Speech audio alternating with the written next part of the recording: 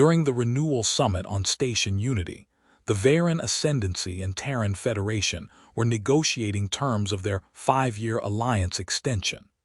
The Varen delegation was led by Princess Seraphina Starborn, third daughter of the High Matriarch, and one of her people's most accomplished diplomats.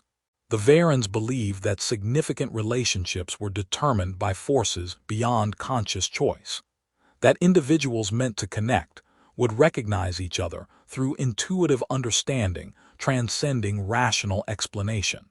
The Terran delegation included military advisors, economic specialists, and cultural liaisons. Among them was Dr. Marcus Chen, a xenoanthropologist whose role involved helping human negotiators understand Varen cultural contexts and avoid unintentional offense. Marcus had studied Varen culture for years, understood their belief in destined connections intellectually, but had never directly witnessed how these recognitions manifested in practice. During a scheduled break, Princess Seraphina approached Marcus in one of the station's observation lounges. She dismissed her attendants, suggesting what she needed to say was personal rather than diplomatic. They moved to a more secluded area, and Seraphina spoke words that Marcus's academic understanding told him were profoundly significant. "I have experienced the recognition. You are my destined companion, the one with whom I am meant to build my future.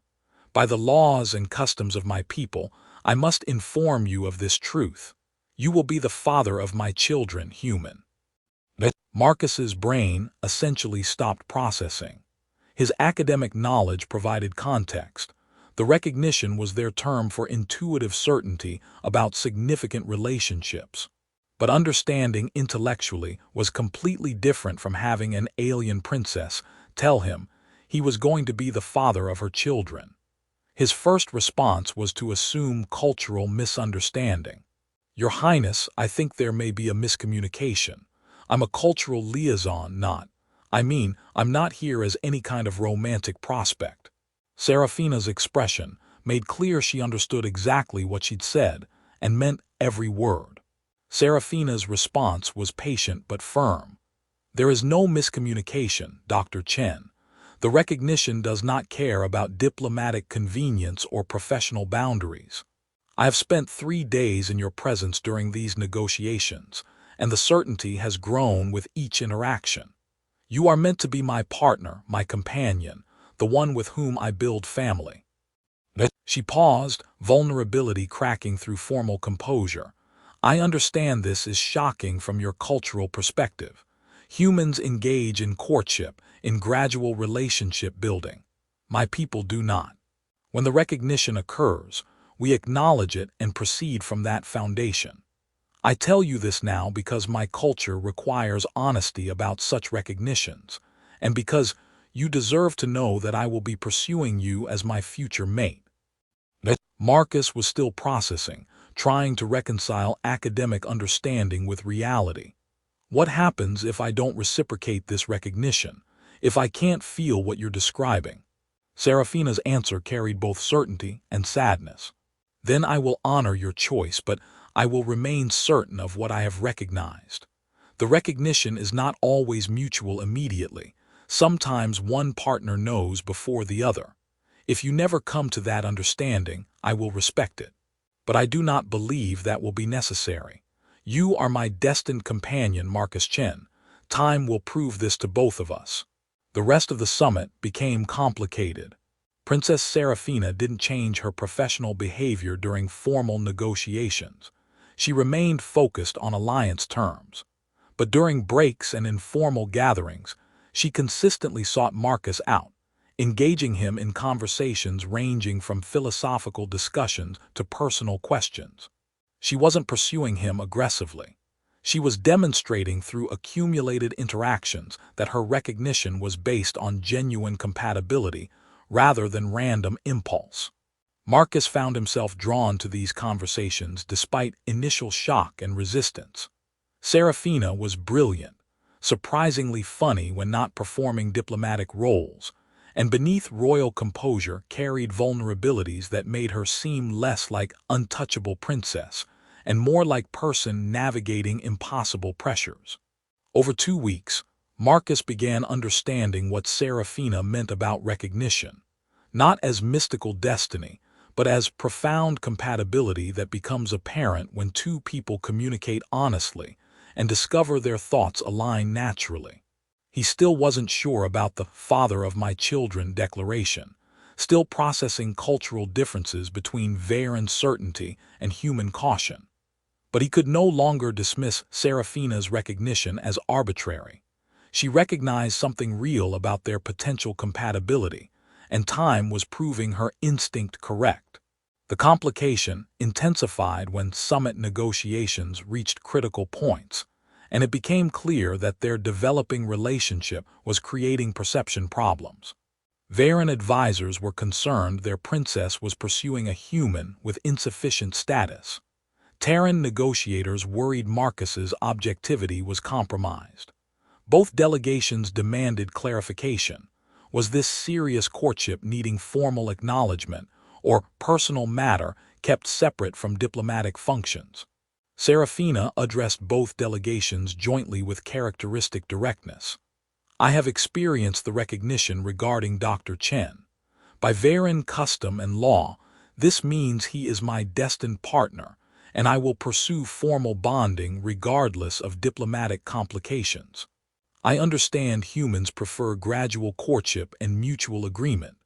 I respect Dr. Chen's right to that process, but I will not hide what I have recognized. She turned to Marcus. You have not yet accepted what I have told you.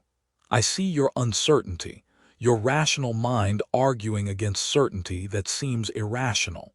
I am not asking you to abandon your need for process. I am asking you to remain open to the possibility that what I recognized immediately, you might come to understand gradually. Marcus, standing before both delegations, spoke with honesty that probably ended his career as neutral cultural advisor. 2 weeks ago, Princess Serafina told me I would be the father of her children. It was shocking, but I've discovered something terrifying. She might be right. Not because of mystical destiny, Marcus continued, but because she's brilliant, kind, funny, carries impossible burdens with grace I can barely comprehend, and somehow sees in me qualities worth building a future around. I don't have Varen certainty. I have human caution and doubt. But I'm not going to dismiss what she's offering just because it doesn't fit the relationship timeline I expected. He looked directly at Serafina. You said you recognized me as your destined companion. I can't claim that level of certainty yet, but I can say that I recognize you as someone extraordinary, someone I want to know better, someone whose presence has felt more right than anything else I've experienced. If that's enough for now, if you can accept human uncertainty alongside Varen recognition, then yes, I accept whatever this is between us. The political fallout was immediate and complicated. Marcus's role as neutral advisor was compromised, requiring reassignment. Serafina's pursuit of a human with no royal lineage created succession complications, but the personal resolution was clear. They began formal courtship under both Varen and human customs, honoring both her certainty and his need for gradual understanding. Months later, after returning to their respective homeworlds to manage complications of their increasingly public relationship, they spoke via subspace communication. Marcus said something that made Serafina smile with pure joy. You told me I would be the father of your children. At the time, it sounded like claiming or prophecy. Now I understand it differently. You were trusting me with your future, offering me something precious and letting me decide if I was brave enough to accept. I didn't have your certainty then. I barely have it now. But I know that I want that future you described. Serafina's response carried warmth of patience rewarded. The recognition told me you were my destined companion. But you have taught me that destiny manifests differently across cultures, for my people through immediate certainty, for yours through accumulated choice and gradual commitment. We are arriving at the same place through different paths, and that journey is making our bond stronger than if we had simply both possessed instant certainty. "You will be the father of my children, Marcus Chen. Not because I declared it, but because you chose it. And that choice makes it more precious than any recognition alone could provide."